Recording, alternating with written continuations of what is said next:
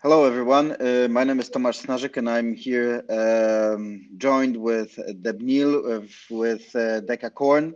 The world is our oyster from Singapore.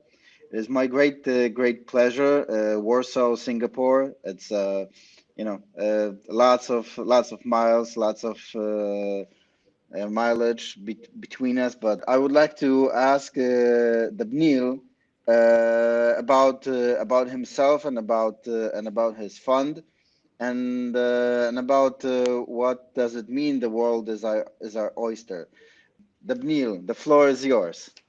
Thank you, Tomasz. Thanks for the opportunity. It's really a great occasion once again to circle back with Poland. A brief about us is we have been, first of all, entrepreneurs in our past life and have been lucky to have some wonderful exits in our entrepreneurial journey. And then we changed our narrative and then started investing in resourceful entrepreneurs across the world, truly across border in key destinations. And that's why we call ourselves the world is our oyster. So we look for oysters wherever they belong. So we don't belong to any one place. For our civil society, and if you have to work in this regulated world, you have to be based somewhere. And we are based in Singapore because of that. But if you look at our portfolios, etc., in our website, you will see today we have predominantly most of our investments are in America, where we believe a lot of game-changing disruptive work is happening, truly high impact, and with a very long adoption curve that's making our planet shades better than from what we inherited from our parents. And I think that's the basic narrative that we look at it. And the same way our name is where we try to look at investing in companies or startups that aspire to become unicorn someday, then become a decacorn, and don't stop there, but go beyond and get themselves listed. So it's a very long play, and that's how we have set ourselves up. And so far, we have been very lucky to get some amazing success stories very early in our journey. So Debneel, in what stage you guys invest in this is Series A, pre-seed? What's the when do you invest? We believe that we are in a disruptive alternate asset investment class, and hence we ourselves has to be disruptive, and we have to question every narrative of our venture capital world that has been handed down to us. So we are stage agnostic. We, instead of looking at any one stage, we look for inflection points, and we believe that this inflection point comes like in our life many times, so also in a startup's journey. And therefore, if we find that we have missed someone at their seed or series A, and he has crossed another inflection point in a mid stage, we even join them. But that said, most of our investments are actually series A, seed, some are even pre-seed. And we have actually gone through the life cycle, stayed with them, and ponied up in their second or third round from where we had started investing in them. We basically backed the winners with more capital along the way. And that's how we have come across some of our portfolio companies that you will see today has become unicorn or even have become decacorn, and some of them has even managed to get themselves listed. Recently, we had a Bay Area-based cybersecurity company, Kena Securities, that got acquired in less than 3 years by Nice. Cisco for $1 billion plus valuation, making them a unicorn. And we had started Nice. investing in them as early as $10 million. Okay, so that was my subsequent question: is how much do you guys invest? So it's somewhere near $10 million, No, or it's less? 10 million was the valuation. So we started investing in Kena at 10 million, and eventually in 3 years they exited at 1 billion. The way we invest is basically we try to be below a million, normally between 300 to about 600, 700, no fixed rule again. No, we don't believe any one size fits our industry. Everything you Okay. have to play to the occasion, and you have to tweak your game and calibrate your approach to what you see in front of you that you like and that you want to participate in. And towards that, we normally start around, say, $500,000, 300, 600 kind of a range. It's not that we have Okay. been started even lower, 150. Recently, we did some rounds. In the same round we have done in America, some in 150 US range, and some we have even done 750 to begin with. And then we invest 2 more rounds for the winners. And normally our second round is investment is bigger than the first round, and the third round is even bigger than the second. And in the process, we go up to say about 3.5 million through the 3 rounds of investment in a particular startup. So that's our ticket size. So basically, as a Startup Poland, we do a survey, and we ask startups, what's going on. So every year we have this, this group that we actually survey, we research them, and then we, at the end of the year, we publish a report regarding the condition of Polish startups. And this year we wanted to have this, this chapter regarding how Polish startups, or how Poland is actually described outside Poland. And as I know, and it's thanks to Polish trade office, we had this connection. So it's so I have to do a big shout out to Polish trade office and to Ms. Smolak. So, and getting into that, I just wanted to ask you a question regarding how Poland is compared to the other European markets, because you tend to, as I understand, do deals, not only in the US, not only in Asia, but also in Europe. So just wanted to ask you regarding, how Poland is, or how Polish founders are versus their European counterpartners. So, in the matter of solution, innovation, growth, or the talent pool, and pick whatever you want. Sure. I think probably I'll take the easy ones first, and probably go with the good ones first. I think let's take the talent pool. I guess what we see in Poland today is one of the most outstanding talent pool, and I think it really is a feather in the cap for entire Europe. It has some competition in the outlier markets, but I mean, on a holistic basis, the Polish talent pool is really amazing. It's probably one of the key destinations, and if you are looking for value for money, probably these are one of the best places. I mean, as you know, you get this kind of talent pool also in America, but then they are prohibitively expensive, and they are very hard to retain. Attritions are very high. In terms of solutions, I guess, ideas, innovation solutions, I guess Poland has a few competitions, but mostly from outlier markets, and such as Estonia, where incidentally we have 3 investments as of now, and we are looking at several others. Then I guess Lithuania, Romania, even to some extent Ukraine. I mean, there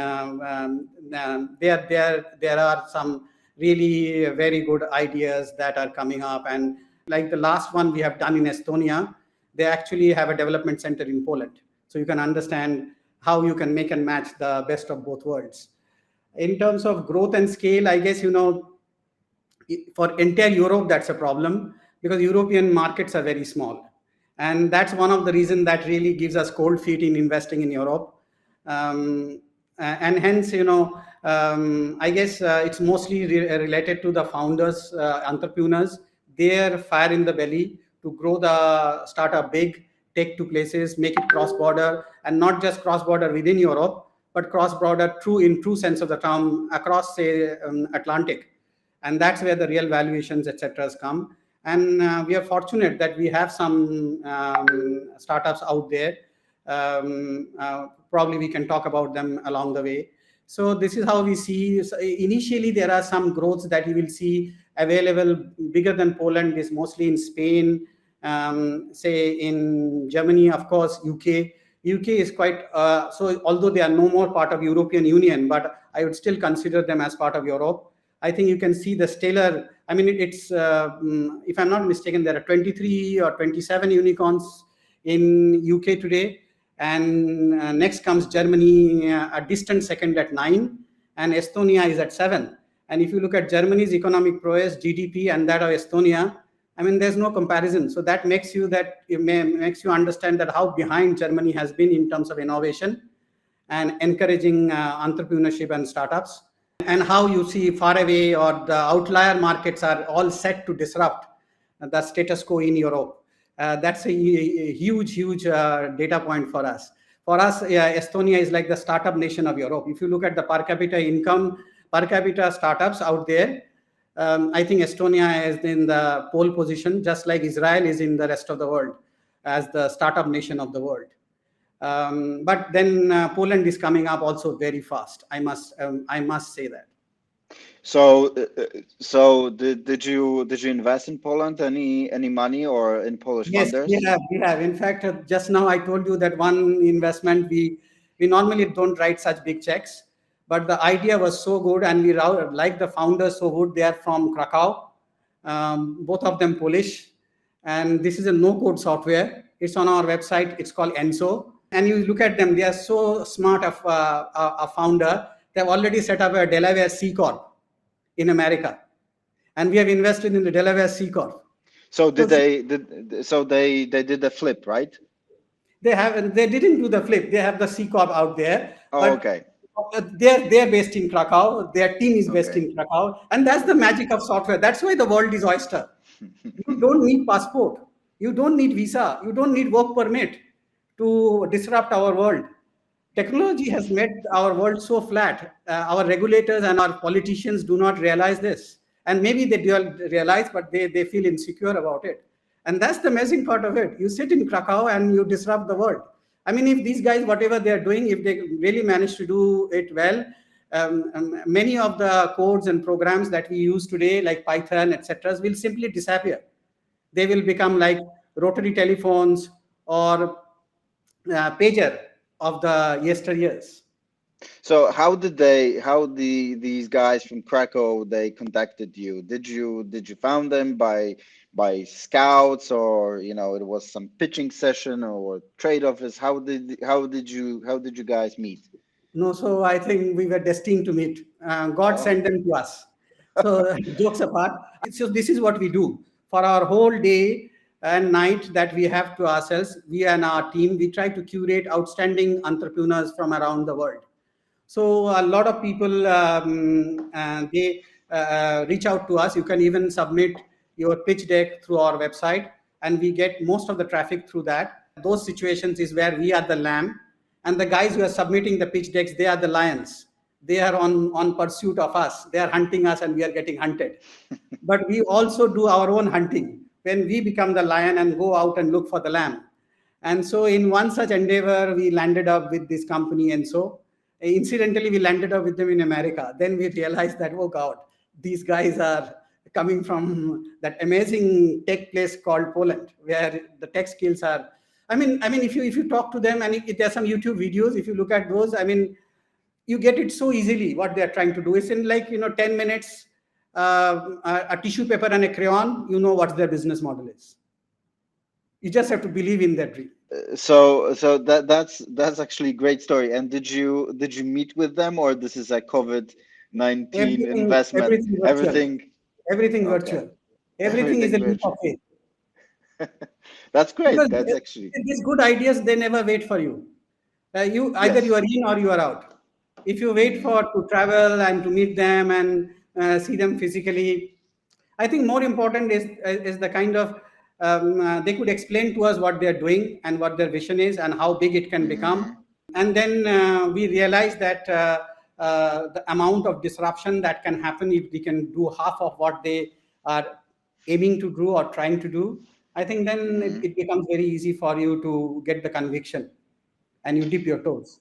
But it was not your first encounter with Polish founders, right? It was you had, yeah.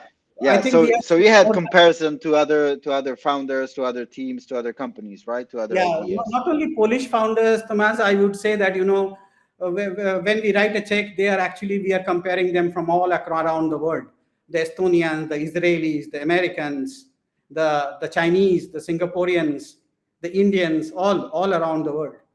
And that's where the mojo of doing truly cross-border play, where the world is our oyster. is you get a common denominator. You get to see where is the class. And what about the cultural gap? Because we can say that, okay, we are in the ecosystem, but there is a cultural gap. Not only the hour, the difference between the hours, and mine is 9 a.m. and you guys are like afternoon, right? As I understand. So there's a time difference, time zone difference, and there's also the cultural difference. How do you guys work with it? Because it's not only you, but only the founders, and you have founders all around the world. So how do you guys manage it? So again, disrupt yourself. Ask the question, the narrative of the civil society that was handed down by our parents, by our teachers in our schools, colleges, and by the norms of the society or the country that we live in. So why do we need to work 9 to 5? Maybe 9 to 5 we should fly kites, and maybe at 11 in the night I get on a call with somebody in New York or in San Francisco who is 15 hours behind me. Last night, me and my principal, we were on a call with somebody in San Francisco at 11 p.m. in the night.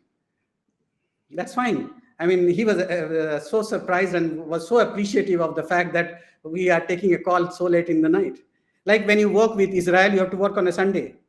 So what gives us the kick is that we are able to talk to those outstanding, resourceful people who are trying to really do some game-changing, disruptive innovation that can solve a big problem and make our planet a better space. And that keeps us going, and that frees up a lot of time. In fact, if you really look at it, as humans, we have figured scientifically that a 9 to 6 doesn't give us productivity. We can't work for more than 3 hours. We need a break. So work in 3 hours. Go and take a nap and come back. Yeah, that's an idea. So what can you think that Polish founders, or the region founders, the CE founders, except of course Estonia, can do to get bigger rounds from foreign investors? Right. I guess, there is surprisingly very heavy dose of liquidity available in the marketplace. And COVID has literally turbocharged our space, the disruptive innovation, tech-led disruptive innovation. So today, even a mediocre founder should not find difficulty in getting large investments. But then that's not where it is. I mean, every founder has to be today more watchful just because there is so much liquidity. Whose money do they take? Do they take monies from those who will snatch away a third of their company or a fourth of their company and then sit around the table and tell them how to run their business and take them for a flip at the first possible opportunity and cash out at 300, 500 million? It doesn't work that way. Instead, these founders has to really think through for the big picture, the big problem that they're trying to solve. And they have to be passionate of the idea that they're doing. And for them, the whole idea should be as if there is no tomorrow. To build a business, to build to last, to build a business that can survive 100 years, a century. If that's the goal, that's the object where you start from, along the way you will get lucky. Somebody will come in and put such a big pot of money on the table that the founders will laugh to the bank, but everybody around them will actually laugh to the bank and actually applaud them for their achievement. In fact, there are many cases where people would not even sell. I can give you one instance. At 4 billion, Facebook wanted to buy Snap. And the Snap founder was so courageous that he walked out of that deal. And people really boo-booed him, saying that you are a dumbass, a bonehead. And look at it today, what he has built. To look at his valuation today. That's the founders that really can make the change. And I will ask every founder who is trying to do his entrepreneur, who is trying to do his startup, to think himself like that of the Snap founder. Thanks. And money will come along the way. Okay, okay. One more thing. I wanted to ask you for advice for founders. So if they would come to you and ask you which book or which talk show host or which podcast they should listen. Who or what book you would recommend? So I won't recommend anything one standard, because we are in a disruptive world. There is no standard operating procedure here. Every day we have to calibrate our day. The first thing a founder has to ask himself that I don't know. Please tell yourself, like we tell ourselves every day, I don't know. And then our aim for the day is to go out and see, how can I find out? How can I know? How can I learn? So learning is the biggest value proposition for our world, and knowledge is our biggest debacle or biggest limiting factor. So we have to come out of our knowledge and being enslaved by our knowledge and by our experience, and try to question everything and try to disrupt whatever we feel is not working. Towards that end, there are plenty of things one can read about. But if somebody really wants to get the big picture, there's a book called 0 to 1, written by Peter Thiel.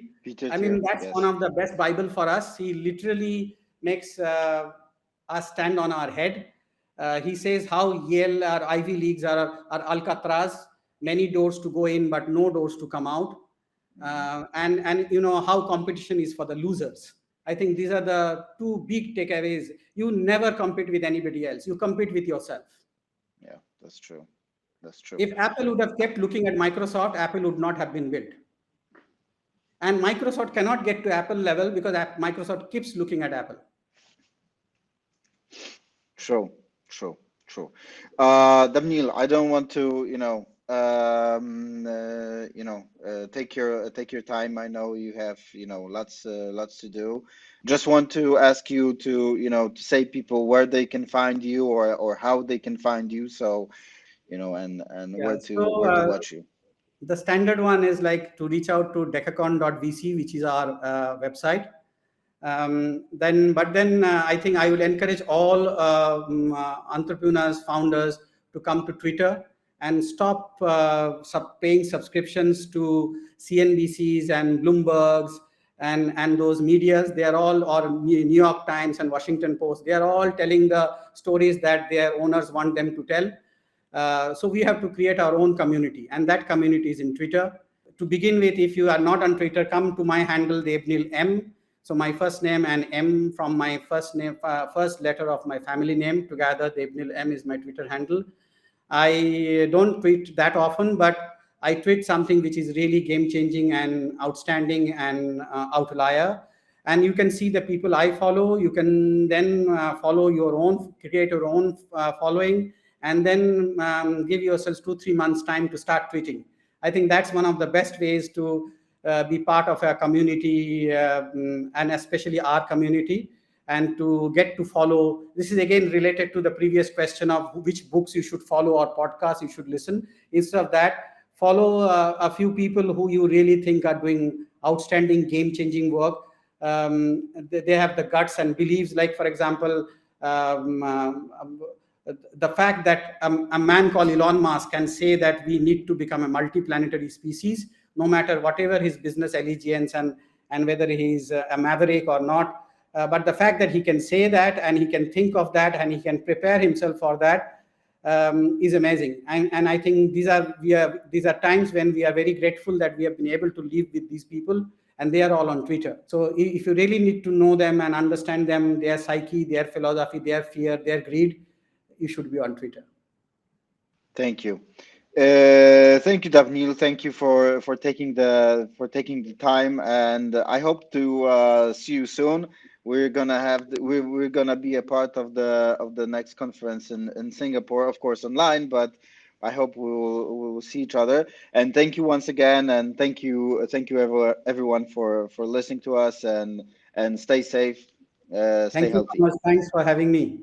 Thank you. Bye. Bye. You have all the success in your endeavors. Thank you. Bye.